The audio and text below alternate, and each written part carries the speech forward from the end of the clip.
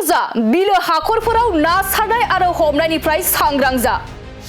बिलो हाखरफोराव ना हमहैयोब्ला नोंथाङा थांनांनो हागौ जोबथेसालियाव।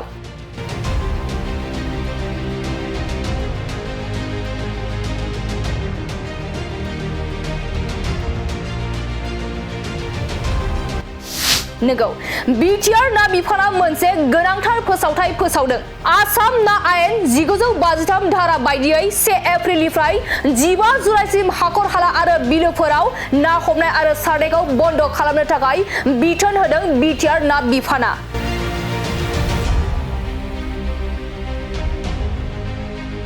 मानोना बै समफोराव ना बिदै दैफुनायनि सम बेखौ नोजोर होनानैनो बिफाननिफ्राय मोनसे गोख्रों फोसावनाय जादों।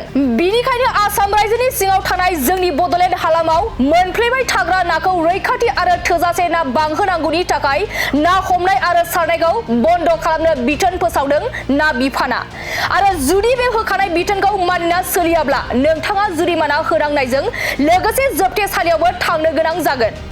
बिनिखायनो ओनसोलनि रायजो राजाफोरखौ 1 एप्रिलनिफ्राय 15 जुलाइसिम ना हमनाय आरो सारनायखौ बन्द खालामनो बिथोन होदों बिटिआर सरकारा।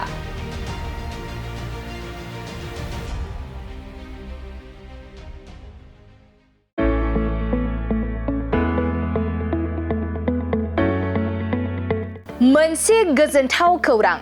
बर' सावथुन नायनो मोजां मोनग्रा रायजो राजाफोरनि थाखाय मोनसे गोजोनथाव खौरां। खम बेसेननि गेजेरजोंनो नोंथाङा नायनो हागोन बर'नि गासै गोजाम गोदान सावथुनफोरखौ। बर' सावथुन नायनो थाखाय ओंखारदों मोनसे आंगो स्ट्रिम एप। बे आंगो स्ट्रिम एपखौ नोंथाङा नोंथांनि मबाइलाव डाउनल'ड खालामनानै खम बेसेनावनो बर'नि गोजाम गोदान गासै सावथुनफोरखौनो नायनो हागोन। लोगोसे फैबाय थानाय समावबो बड' वेब सिरिज, डकुमेन्ट्रिज बायदिफोरखौबो नोंथाङा बे आंगो स्ट्रिम एपनि गेजेरजोंनो नुनो मोनगोन। बेनि अनगायैबो बर' सावथुननि दिहुनगिरिफोराबो बे आंगो स्ट्रिम एपआव गाव गावनि सावथुनखौ आपल'ड होनो थाखाय खौरां लाहरनो हागोन।